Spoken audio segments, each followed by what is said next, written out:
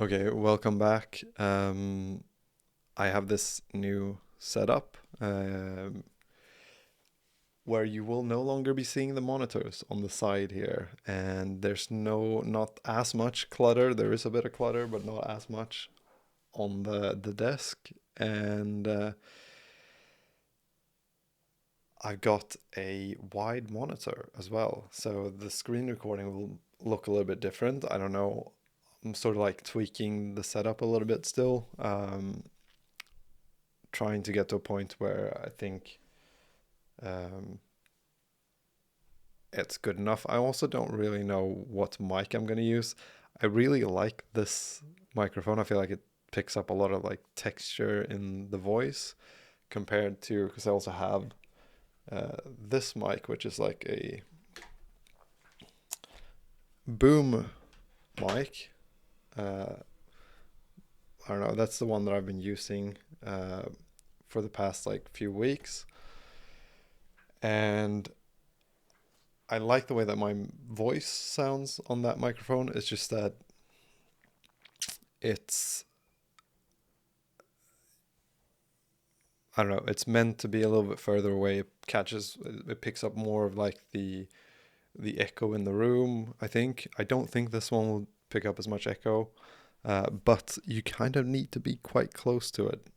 Ideally, you should be like as close as possible for it to sound as good as possible. But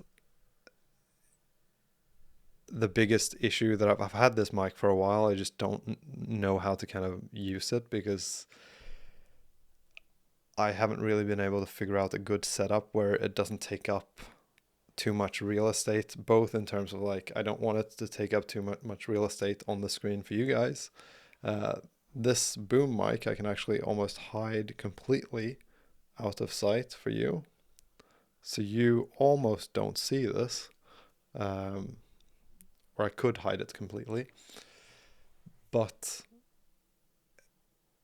again, like the sound, I don't think the sound is really good on it, but it just picks up a bit too much room noise, I think, and maybe not as much voice texture.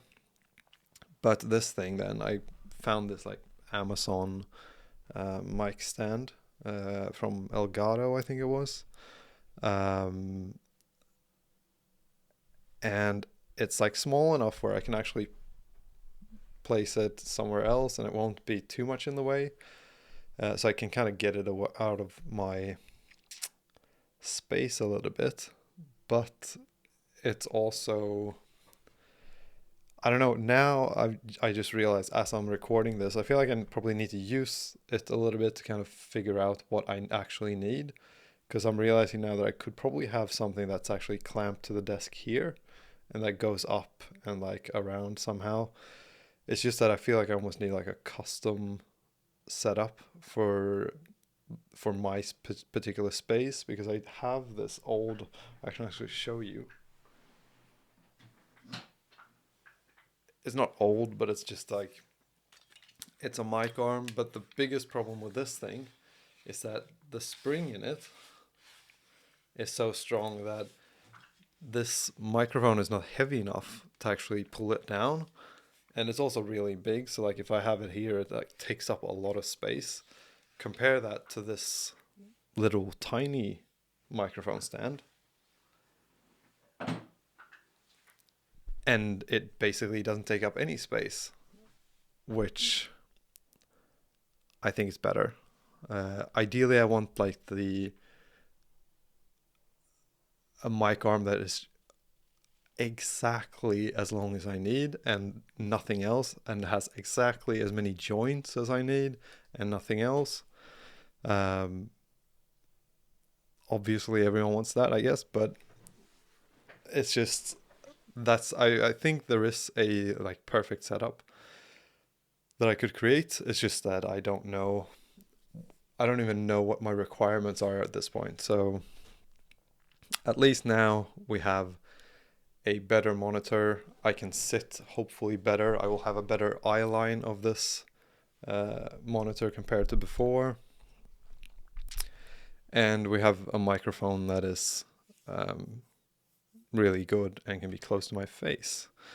The other option I have is like using this mic stand to put it behind the monitor and have the boom mic like pointing up somewhere there. That could be an option because that might be able to get it closer to my face to pick up more texture, but I don't know because it still like will pick up room stuff that I might not want. Anyway, I'm extremely frustrated today going into this. Like it's 1 p.m., 1:30 p.m., something like that. And what I've been dealing with this morning is my girlfriend, she is studying here in Sweden. She's studying this like university degree, and she did a full bachelor's thing. And then after that, she decided to take like a gap year, and she emailed the teachers or the people running the course or whatever it was and asked them like, well, how do I do this? And they said, well, yeah, you can just take a gap year and you can come back and sign up for the course for the next year. And then like 6 months into that, when she was working, she got an email from that same teacher saying that, oh, actually, they're going to cancel this course. So you have to do it now. And you have to do like, since it's already been 6 months of this year, which will be the last year that this course will run, you will have to do it at double speed, and you will have to do some of the courses in the summer. And so she was like, oh shit, I need to do that course. And she started doing it, started studying it for it. And the thing is, we're super privileged here in Sweden where we actually get like a small amount of money from the government. You can apply for like to get a small amount of money every month to kind of support you as a student. It's about like, I think it's about $300, something like that. I think the conversion works out to. And if she doesn't get that, she has nothing. And she sort of, since this is Sweden, this is the way that it works for everyone. You kind of assume that that's what you're going to get, and that's what you plan for, and that's how everything works, and that's what you're also entitled to, if that makes sense.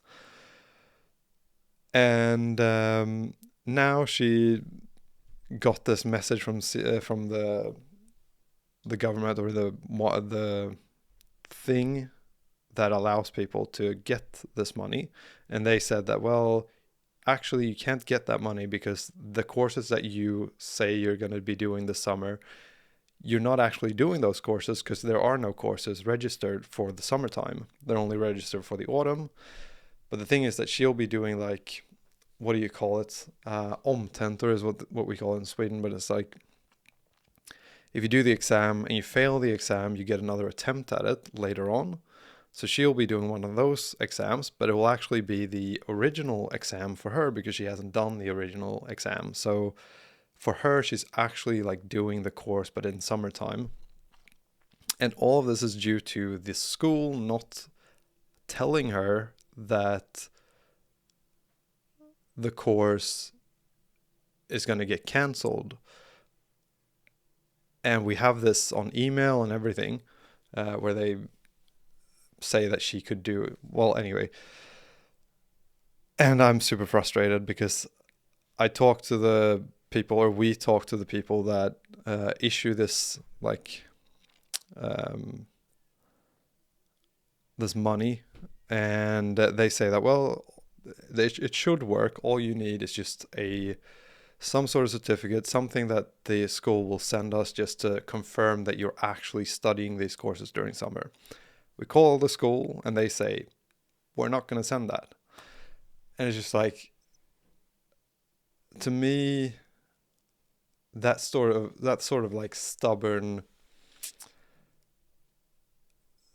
defiance, or like, I don't know what you'd even call that, but it's just like, it just triggers something so deep in me where I'm just like, fuck you.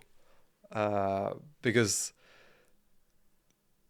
like they're literally like not listening to what we're saying. We're just like, can you just give us a certificate?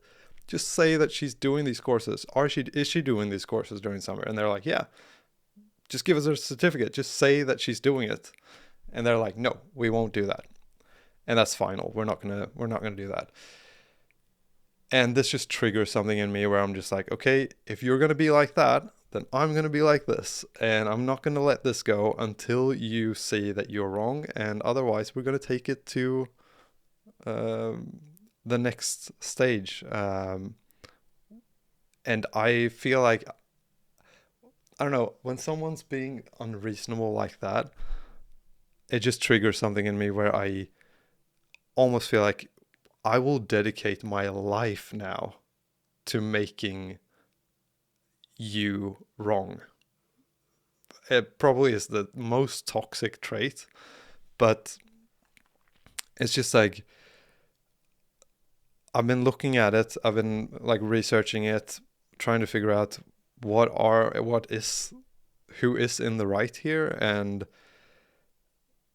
just in general the fact that she was under the pretense, or like she was told by the school that she's going to be able to study this course next year. So like starting on the autumn of 2025, this year, she would have been able to, according to the teacher, start studying this course. And she's already studied the 3 years on the basis that she could do this extra year, and then she'd be finished with the thing that she's trying to study. So the whole thing that she's like signed up to for that specific school is based on her ability to do this final year, which they are the only school that has been offering this final year thing. And then like not 2 years before, or not like a few years before, but in the middle of a year, they decide we're not going to do it anymore. So this is the final year, but we're deciding during the final year. So if you didn't sign up to it this autumn, tough luck, you're not going to be able to do it. And that's fine, I think, if they hadn't said that she was able to go a year without, or like sign up for it next year. Or really what I think is that you should,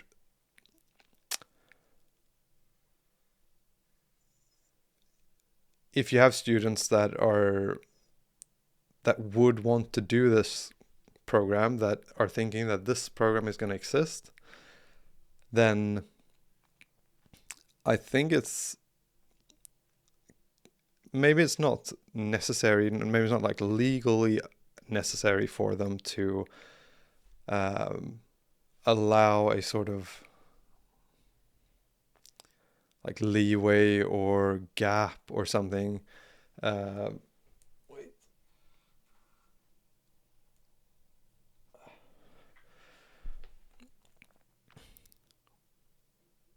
Like what I would do if I was the school, I would have been like, well, okay, we're gonna have to inform all the students that might have want to do this course that if they want to do it, they're gonna have to sign up and do the final year. Like I feel like there has to be some sort of responsibility to tell the students that might want to do it, or that are very likely wanting to do that year, that this is the final year that you're going to be able to do it.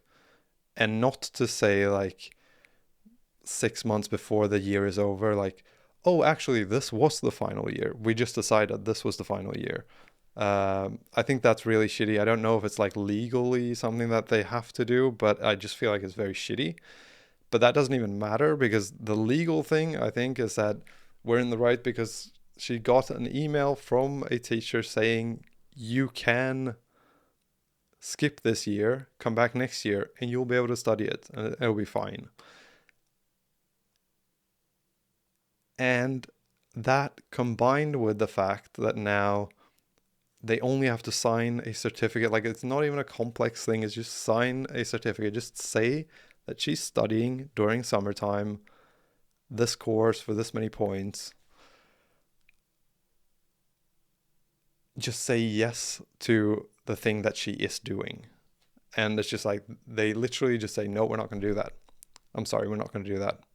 And there's no, I don't know, when they're being, I feel like that's unreasonable. I can't really understand it. There must be some reason why they don't want to do it that they are not explaining, but it just makes me want to take this way further than is probably necessary just to prove that they cannot do this. Because I think they sometimes I get the feeling at university, at least here in Sweden, my experience in the past has been that they don't necessarily take students very seriously, and they sometimes will sort of, even though they know that they're wrong in doing a certain thing, they'll just do it because they can't be bothered with the effort of changing the thing that they'd planned or whatever. Like it's almost like they're um like when you're raising kids, I think there's a certain value in standing your ground sometimes. Or well, maybe not. I think there's some parenting techniques where some parents will stand their ground even though they know that they're kind of wrong. And the reason that they're doing it is, I think that they need to be hard on the people so that they learn to respect them even though they might not agree with it. I think that might be the lesson, not sure.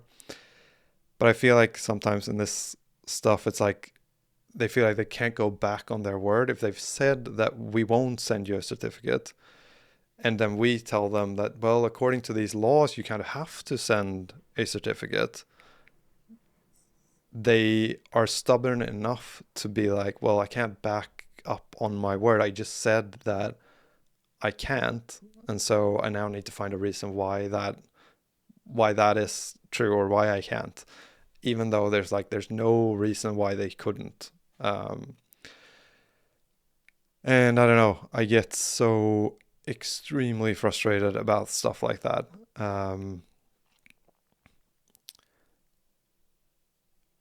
Because it just feels like it's the wrong person in the wrong place.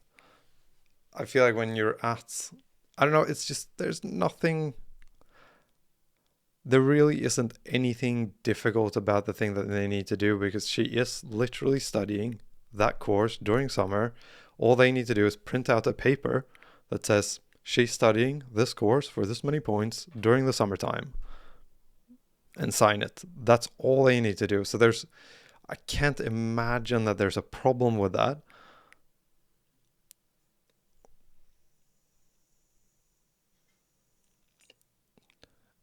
Or at least I can't imagine that there's a problem with that they couldn't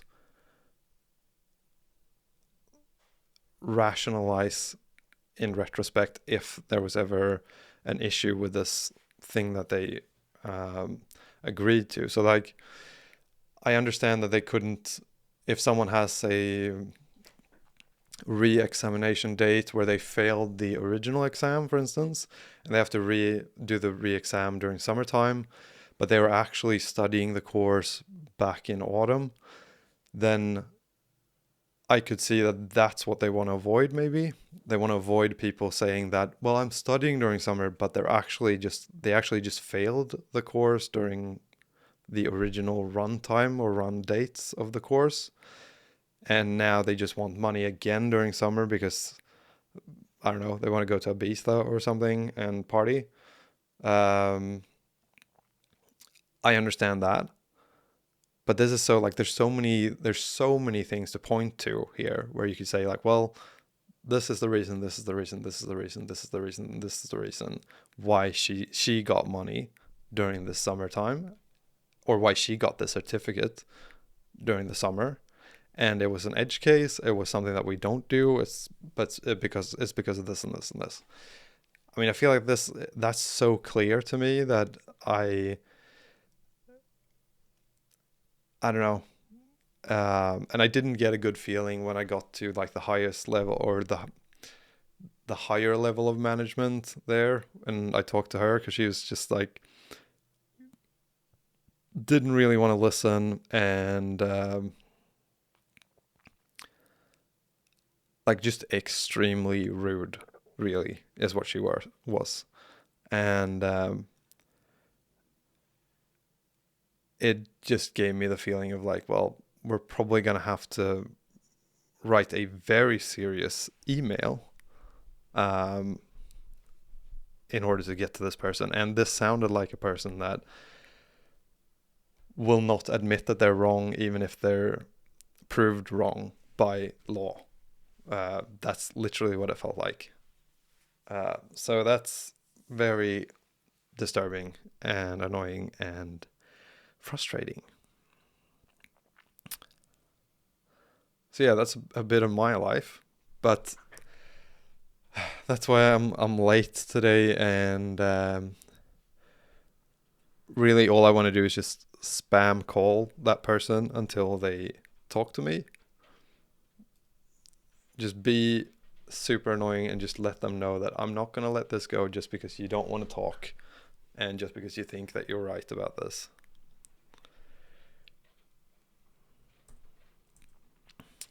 Okay. Either way, let's let that go for now. And let's continue where we left off.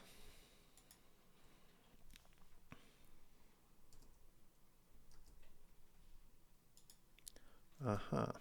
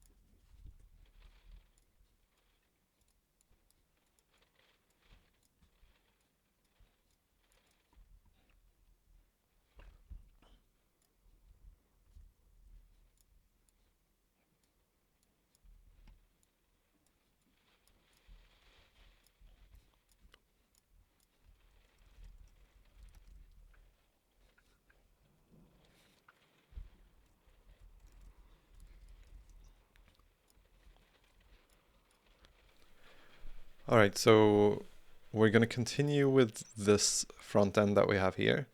And the next step is, what is the next step? I think maybe we want to have just a list of our matches here.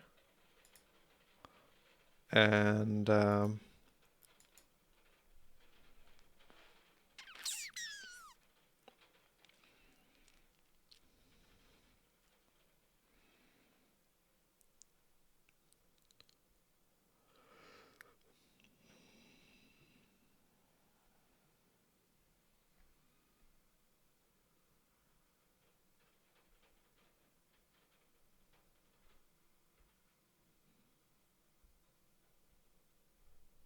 yeah, I guess we're just going to try to load our matches onto this page.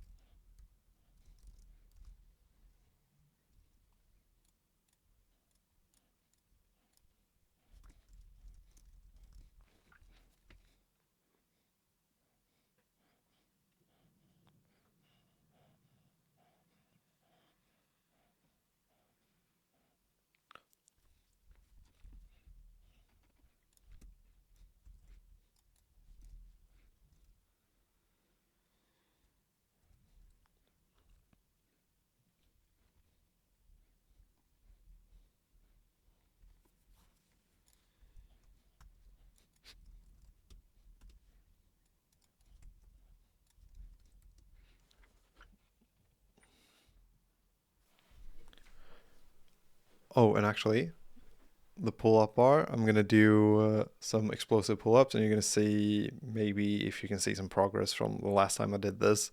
Now I'm hitting my head on the roof, so I need to get to the point where I can do them slow enough to actually be able to do it here, because I'm not gonna be able to do a fast muscle up because I'll hit my head. But I want to get to the point where I can just basically pull myself up slowly and just get over the bar, which will probably take some time, and I'm not close to that, but I'm at least getting close to the roof.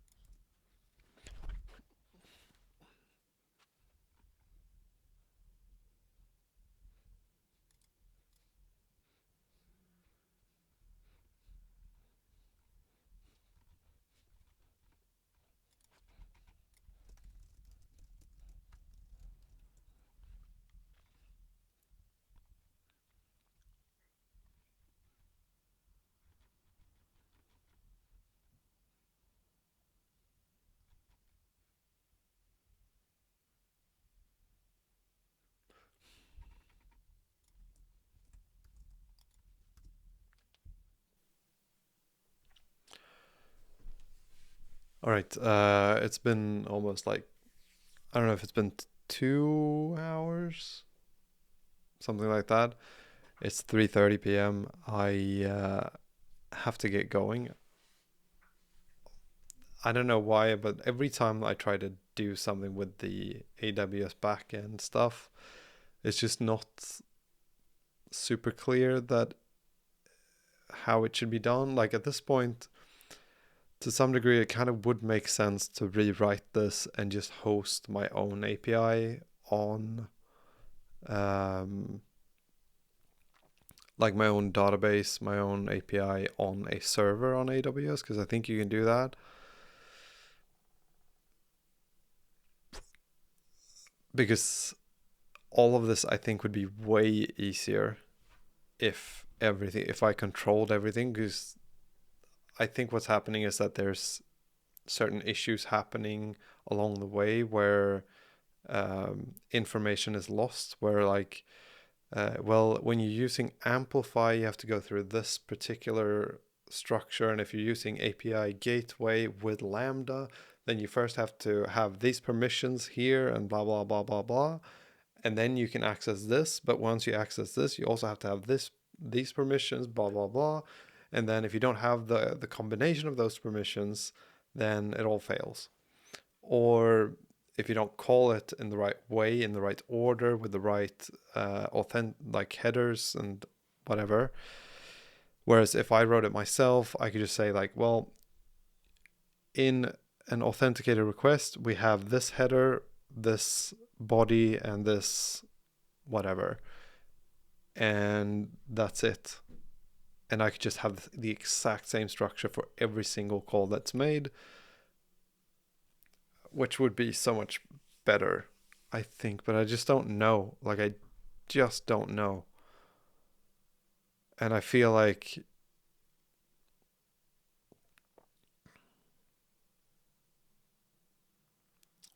because I also feel like it just gets so complicated, all of this stuff. Like, I don't understand half of it, and I have no intention of actually understanding the ins and outs of how to interact with all this stuff, which I think really is what I would need.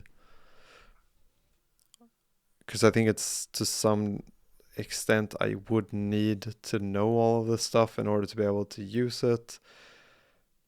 But the prospect or the idea of rewriting all of this myself as my own REST API and my own database, it just sucks a lot. Although it would probably not be like half as much work as what I've put into it so far. I'd probably be able to do this pretty quickly because I know, at least up to this stage, I know exactly what I need. I know exactly what variables each user should have, what attributes each user should have, what models I need to have in my database. Plus, I could have like join tables, and I can do all kinds of way more efficient calls. As I'm talking about this, I'm just like, wait, this would be so much more efficient. Um, okay. I need to think about this. Right now, I'm like hungry and tired, so I can't think clearly. It's just that it's so close to being finished, and I don't know how long it would take because it's been so long since I wrote my own API. I know like it would probably be way faster now that I could use like ChatGPT to just help me write out models and all that stuff. And doing it myself, I could probably also get a lot better help from ChatGPT or Grok or like any other AI chat thing. Because if I write it myself, it's just way simpler and it's way easier for those AI models to understand. Whereas right now, they're kind of, I don't know how they're really doing it, if they're looking at current resources on Amplify, or if they're, because sometimes it seems like they're looking at outdated sources a lot to gather their information, which means that sometimes they want to use models in Dart that aren't available. And yeah, I just think it would be way easier to do this if I built the whole thing myself. The only thing is just how hard is it to um, store this on AWS.